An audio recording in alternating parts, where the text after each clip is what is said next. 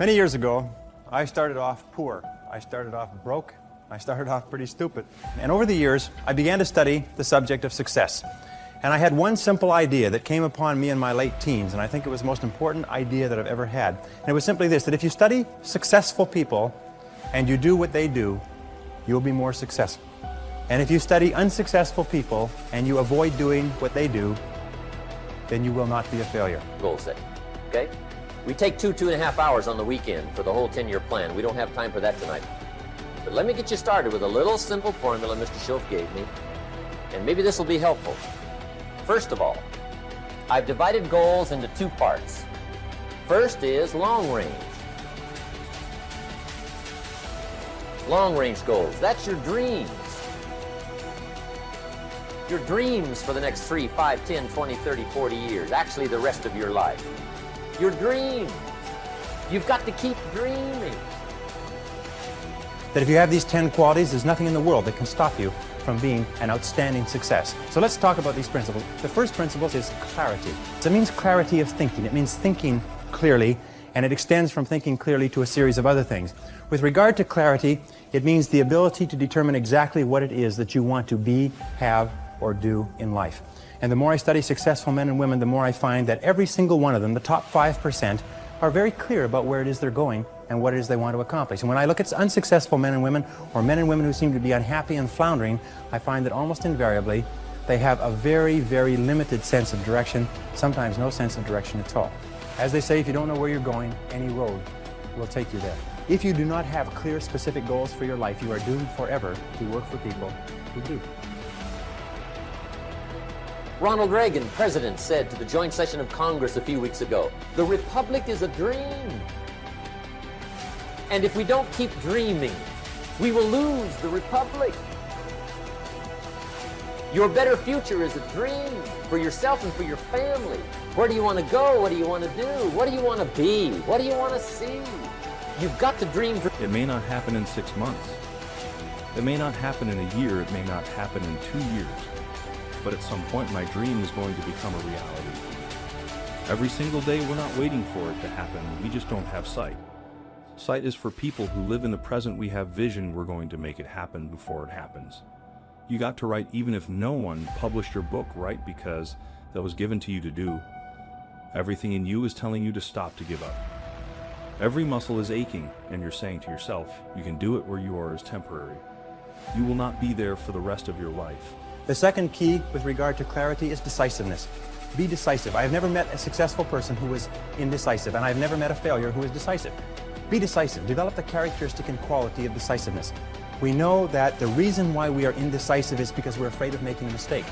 But the terrible thing is that the way that we think becomes a habit, and the habit of indecisiveness can condemn us to failure. We can be talented and intelligent and ambitious, but if we cannot make the hard decisions in our life, and if we cannot make decisions readily, then what happens is we always have to work for people who do make decisions readily. And the difference between successes and failures is not that successful people make right decisions, it is that successful people make their decisions right.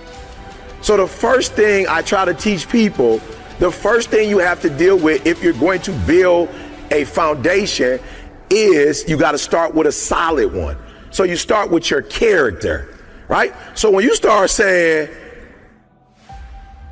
talking about the past and how the past affects the future, that's a character issue. That's saying there's a part of your character that you didn't fix. Why? Because you're talking about the past. So if you're talking about the past, that means that there's something in your character you didn't do. Now here's what America tells you to do, and it's really a setup for failure. And they want you to be set up for failure because they make money off of you when you're not whole, when you're not healthy. All right, I'm whole. So I drive one car. I still live in a 2,300 square foot home because my character is intact. So I know people who live in a 2.8, and there's nothing wrong with living in a nice house, but there are people living in a house that they can't afford because they're trying to impress a group of people who don't even like them. That's a character issue. What's the issue? You have affirmation problems. Something happened in your life where the people who were supposed to be there to take care of you didn't take care of you the way you thought they should take care of you. So now you need to be affirmed by people you don't even know. The third point under clarity is to have a vision for yourself and a vision for your life. The key to having a vision is to have a dream. They say in the song, you've got to have a dream if you want to make a dream come true. And you can fulfill your dreams. All the great movers and shakers throughout all of history have been dreamers. They've been people with dreams. They've been people with visions. All leaders have vision. In the book of Solomon, it says, where there is no vision, the people perish. And the metaphysical meaning of that is that where people lack vision, they perish inside because they lose the excitement and the thrill of life. If the best way to predict the future is to create it. The problem is that our goals are set so low that even when we do achieve them, they don't turn us on. They don't fill us with enthusiasm. So dream big dreams. I need you to think about your dream. That big life dream. The people who dream and those people who dream big have a different kind of life than the people who don't dream. A winner is a dreamer who never gives up. Dreams require sacrifices. Like, my city's expensive, move. My car payments are high, sell your car and take the bus. This is dreams we're talking about. We're talking about dreams. Whether it's fear or anxiety, whatever it may be, I believe that every single person who's going out to chase their dreams has those voices in their head. I think it's part of the human experience. Stop downgrading your dream to fit your reality and start upgrading your conviction to match your destiny.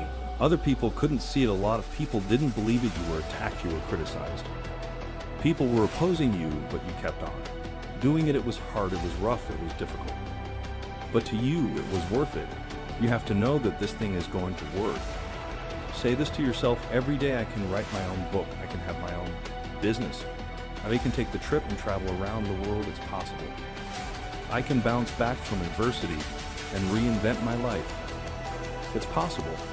There's so many individuals out there, they're so talented in different things, and never accomplish anything. The world is filled with talented people, and they never accomplish anything. The body has limitations, the mind does not. We focus so much on what goes on from the neck down that we forget it all starts from here if you're not mentally ready. You're never really physically prepared. You must commit yourself to excellence. You must commit yourself to becoming the best. And the wonderful thing is that excellence is a journey. It's not a destination. You never get there. Complacency and satisfaction are the key enemies of excellence. But once you commit yourself to becoming excellent, the whole world opens up for you. You see, you don't have to be a quantum leap different from somebody else. You just have to be a little tiny bit different in the critical areas that make a difference. And you can achieve that simply by making it a goal, setting it as a goal, and working on it. You can become anything that you want to become. The harder you work, the better you get. Why most people never achieve their goals, while 2 or 3% really achieve a high level of success. The people who took this one action. Every single day, we're the ones who achieve their goals and dreams more often than anybody else. Finding your passion is also one of the biggest questions. You just got to try it. Everything you just got to keep trying yet. I mean, that's the thing. It's like you have to be motivated to at least try. I firmly believe that everybody on this planet has a gift. It's your job to figure out what that gift is. Then it becomes your job to decide whether you're going to act on that or not. There is nothing we cannot do. It's really a matter of setting a focused goal, because without a target, you'll miss it every time. Picking a target and then picking the steps along the way, and realizing that all the resources, all the capital, all the expertise is there. You need to use guilt as your fuel. You need to start feeling guilty when you're not achieving or striving towards your dream. You can use the people that doubted your dream as motivation. When your dreams are dying and when you don't have enough strength to go on, I need you to stop the procrastination. I need you to let go of all limitations. So I'm here to tell you today that you can have anything you want, be anyone you want, but you're gonna have to work. See, dreams, aspirations, they're not easily obtained, but one of the hardest things to do is to keep going. The next C is common sense. You can train your mind to have common sense. You can train your mind to think things through before acting. In my experience, action without thinking is the cause of every failure. Action without thinking is the cause of every failure. And common sense comes from taking the time to think things through before you act. Listen to your intuition. Your intuition is one of the best guides that you possibly have. Learn from your setbacks. This is one of the characteristics of high-performing men and women, is that every single time they have a problem or a difficulty, they sit back and they dissect it and they learn everything possible from it. They try to develop general principles. From each setback, they say, what is the valuable lesson I can learn? So you take a look at everything that has happened to you, take a look at the very most difficult experience that you're in right now, and ask yourself, what is the most valuable lesson I can learn from this experience? It's only going to be tapped if that target is in your heart and your soul. What changes our whole life is action. Why don't we take action? Fear, what are we going to do to get ourselves to do it?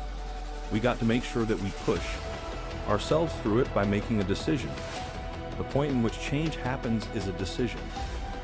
Every change in your life that you want will come from something simple, a decision. So take advantage of today. Take advantage of tomorrow. Take advantage of every opportunity that you have to do what you want in life. Life's too short to be working on someone else's dream. And I know it's difficult to follow your dreams, but it's even worse if you don't. You have to find a way to build your own dream, or someone else will hire you to build theirs. Next is consideration.